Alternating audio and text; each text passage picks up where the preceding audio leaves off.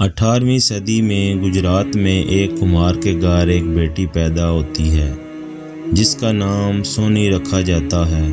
سونی کا والد ظروف ساز تھا اور بیٹی اپنے باپ کا ہاتھ پٹایا کرتی تھی۔ سونی اپنے والد کی طرح مٹی کے دیدہ زیب برتن بنا کر فروخت کرتی تھی جس سے اس کے خاندان کے گزر بسر ہوتی تھی۔ سونی کے والد کی دکان رام پیاری محل کے قریب دریا کے کنارے پر واقع تھی۔ سونی اس قدر حسین تھی کہ اس کے حسن کا چرچا دور دراز کے علاقوں تک پھیلا ہوا تھا۔ مہیوال کا اصل نام عزت بیگ تھا۔ اس کا تعلق بخارا سے بتایا جاتا ہے۔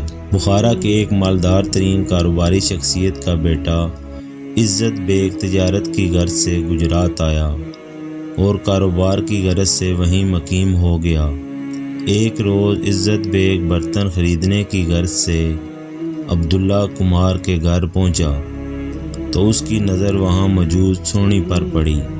سونی کی نظریں عزت بیگ پر پڑیں تو دونوں پر سکتہ طاری ہو گیا اور دونوں ایک دوسرے کی محبت میں گرفتار ہو گئے۔ اس کے بعد سے عزت بیگ ہر روز برتن خریدنے کے بہانے سونی کے گھر جاتا اور نہ صرف ڈھیر سارے برتن وہاں سے خرید کر لے جاتا بلکہ مزید برتنوں کا آرڈر بھی دے جاتا۔ رفتہ رفتہ عزت بیگ اپنے کاروبار سے لا تعلق ہوتا گیا اور اس کی دنیا صرف سونی کی محبت تک محدود ہو گئی۔ کاروبار تباہ ہونے کے بعد عزت بیگ بالکل کلاش ہو گیا۔ بخارا واپس جانے کا تصور بھی نہیں کر سکتا تھا۔ ایک روز وہ سونی کے باپ عبداللہ کے پاس آیا اور اس سے درخواست کی کہ وہ اسے اپنے پاس ملازم رکھ لے۔ عبداللہ کمہار کو بھی دیگر کاموں کے لیے ایک مددگار کی ضرورت تھی۔ اس نے اسے اپنے پاس ملازم رکھ لیا۔ عزت بیگ کو مویشی چرانے کی ذمہ داری سونپی گئی۔ ملازمت ملنے کے بعد عزت بیگ سونی کے گھر کے قریب ہی رہائش اختیار کر لیتا ہے اور عبداللہ کے مویشیوں کو چرانے کا کام شروع کر دیتا ہے۔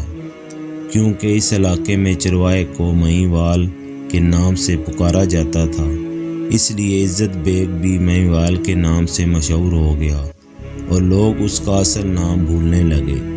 عبداللہ کمہار کی ملازمت ملنے کے بعد اس کی سونی سے قربت بڑھتی گئی اور ایک وقت ایسا آیا کہ سونی اور مہیوال کے عشق و محبت کی داستان نہ صرف سونی کے باپ بلکہ دور دراز کے علاقوں تک جا پہنچی۔ بدنامی کے خوف سے کمہار عبداللہ نے فوری طور پر سونی کا رشتہ اپنے قبیلے کے رسم و رواج کے مطابق اپنے ہی خاندان کے ایک نوجوان سے طے کر دیا اور تھوڑے ہی دنوں میں اس کی شادی ہو گئی۔ سونی رخصت ہو کر اپنے شوہر کے ساتھ دریائے چناب کے دوسرے کنارے پر واقع اپنے شوہر کے گھر چلی گئی جبکہ مہیوال اسی کنارے پر رہ گیا۔ سونی نے اپنی محبت کی تسکین اور محبوب سے ملاقات کے لیے ایک منفرد طریقہ ایجاد کیا۔ اس کے ملاپ کے راستے میں دریائے چناب کی سرکش موجیں حائل تھیں۔ کیونکہ وہ کمہار کی بیٹی ہونے کے ناطے مٹی کے برتن بنانے میں مہارت رکھتی تھی، اس لیے اس نے دریا کے دوسرے کنارے تک پہنچنے کے لیے پکی مٹی سے ایک گڑھا تیار کیا۔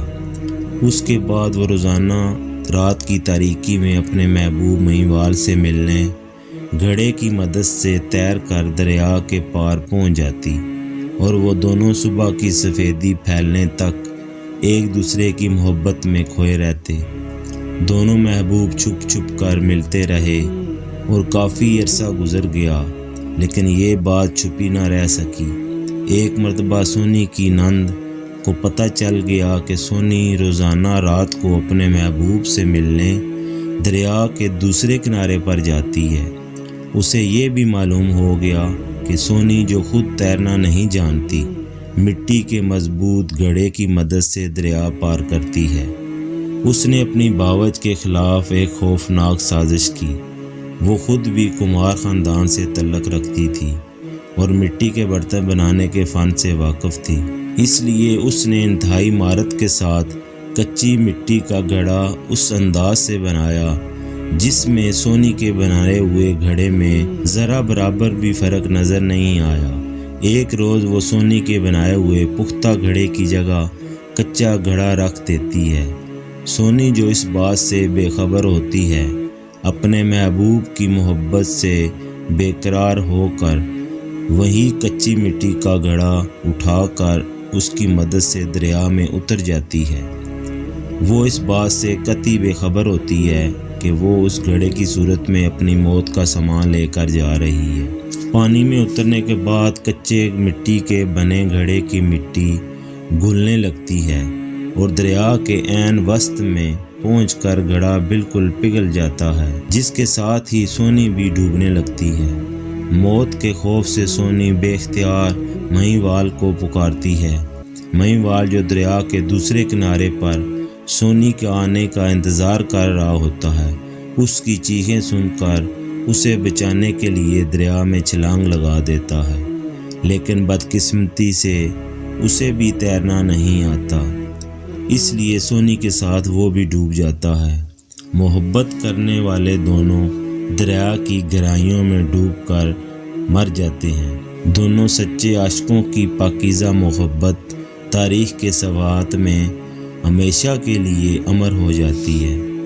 مشہور ہے کہ سونی اور مہیوال کے جسد خاکی دریا کے ساتھ بہتے ہوئے سندھ کے علاقہ دریائے چناب پر باندھے گئے حفاظتی بند سے 1 ایکڑ پرے بدر رانجھا کوٹ مومن ضلع سرگودا سے برآمد ہوئے۔ وہیں ان دونوں کا مزار ہے، مگر ایک اور روایت کے مطابق سونی اور مہیوال کا مزار سندھ کے علاقہ شہداد پور میں موجود ہے، جہاں سے کبھی دریا سندھ پاس سے گزرا کرتا تھا، اور سندھ کے شہر شہداد پور میں مائی سونی علاقے میں سونی کا مزار موجود ہے۔ امید کرتا ہوں کہ میری یہ کہانی عشق کی جو داستان میں نے پیش کی ہے آپ کو پسند آئی ہوگی۔ میرے چینل کو سبسکرائب کریں، شیئر کریں، لائک کریں اور اپنی رائے کا اظہار کرنے کے لیے کمنٹس میں میسج کریں۔ السلام علیکم ورحمۃ اللہ وبرکاتہ۔